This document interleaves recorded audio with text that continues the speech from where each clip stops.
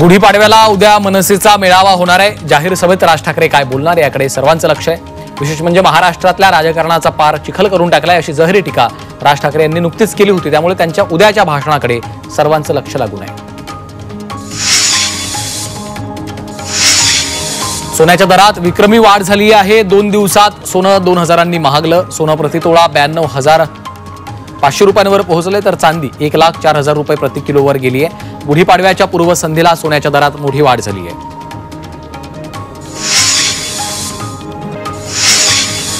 वांद्रे पश्चिम येथील खारदांडा बाजार आणि डॉक्टर आंबेडकर मार्ग परिसरातील पाणी पुरवठ्याच्या वेळेत बदल करण्यात येणार आहेत। मुख्य जलवाहिनी कार्यान्वित करण्यासाठी 3 एप्रिलला कामं हाती घेतली जाणार आहेत। या पार्श्वभूमीवर पाणी पुरवठ्याच्या वेळेत बदल होणार आहेत, त्यामुळे नागरिकांनी खबरदारी घ्यावी असं आवाहन महापालिकेनं केलंय। कल्याण डोंबिवलीमध्ये अग्निशमन विभाग अग्निशमन सेवा सप्ताह साजरा करणार आहे। यावेळी सायकल रॅली, अग्निशमन साहित्य प्रदर्शन, सराव स्पर्धेचं आयोजन केलं जाणार आहे। तर शाळा महाविद्यालयांमध्ये देखील जागरूकता मोहीम राबवली जाणार आहे। तर महिलांना प्रशिक्षण दिलं जाणार आहे। रस्त्यांच्या काँक्रिटीकरणाच्या कामावर आता मुंबई महापालिका डॅशबोर्डच्या माध्यमातून लक्ष ठेवणार आहे। सध्या ही सुविधा फक्त महापालिका अधिकाऱ्यांसाठी असेल। डॅशबोर्डचा हा प्रयोग यशस्वी ठरल्यानंतर सर्वसामान्यांना देखील रस्त्यांच्या कामाचा आढावा घेता येणार आहे। मुंबई महानगरातील मेट्रो जाळ्याचा आणखी विस्तार होणार आहे। आता ठाणे, वसई, विरार, नवी मुंबईपर्यंत मेट्रोचं जाळं विस्तारणार आहे। यासाठी MMRDA कडनं येत्या वर्षात 4 नव्या मेट्रो प्रकल्पांची कामं हाती घेण्यात येणार आहेत। यासाठी अर्थसंकल्पात तरतूद केली आहे। तर यासाठी 18,000 कोटींचा खर्च अपेक्षित आहे।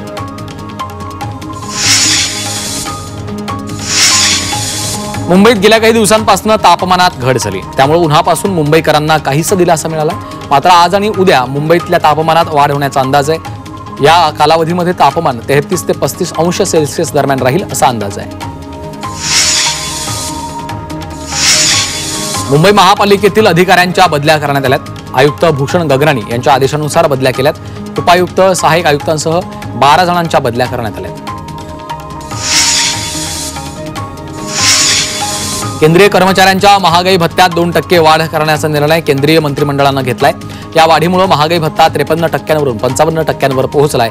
ही वाढ 1 जानेवारीपासून लागू होणार आहे। याचा सुमारे 48 लाख केंद्रीय कर्मचारी आणि 66 लाख निवृत्तीधारकांना फायदा होणार आहे। मुंबईच्या नामजोशी मार्ग BDD चाळ पुनर्विकास प्रकल्पाच्या अंतर्गत 7 पैकी 2 इमारती डिसेंबर 2025 पर्यंत पूर्ण करण्यात येणार आहेत। त्यामुळे BDD वासियांना वर्षअखेरीस घरांचा ताबा मिळणार आहे। यात पहिल्या टप्प्यातील रहिवाशांना एप्रिल 2026 पासून घरांचा ताबा देण्यास सुरुवात होईल असं अधिकाऱ्यांनी सांगितलंय।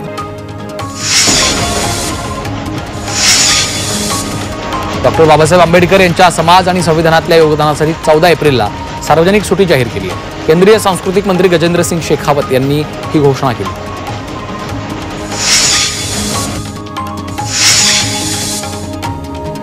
हॉटेलमध्ये ग्राहकांवर अनिवार्यपणे सेवा शुल्क लावता येणार नाही असा निर्णय दिल्ली उच्च न्यायालयानं दिलाय।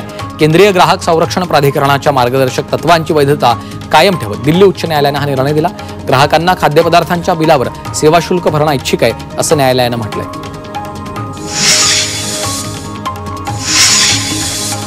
उन्हामुळे शाळा सकाळच्या सत्रातच घ्या असे निर्देश शालेय शिक्षण विभागानं राज्यातल्या सर्व शाळांना दिलेत। यानुसार सर्व शाळा सकाळी 7 वाजताच भरणार आहेत। प्राथमिक शाळा 11:15 पर्यंत असतील तर माध्यमिक शाळा अर्धा तास जास्त अर्थात 11:15 पर्यंत सुटणार आहेत।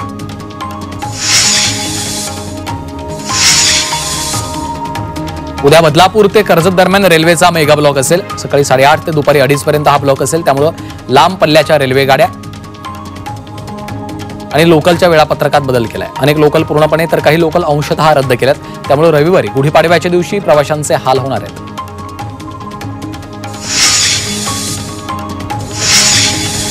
सोलापुरातून गोवा मुंबईसाठी विमान सेवा सुरू होणार आहे। DGCA कडनं हवाई सेवेला हिरवा कंदील दाखवण्यात आला। फ्लाय कंपनी सोलापूर गोवा विमान सेवा सुरू करणार आहे। तर स्टार एअरलाइन्स कडनं सोलापूर मुंबई सेवेसाठी निविदा देण्यात आली आहे। 2 महिन्यात विमान सेवा सुरू होण्याचा अंदाज आहे।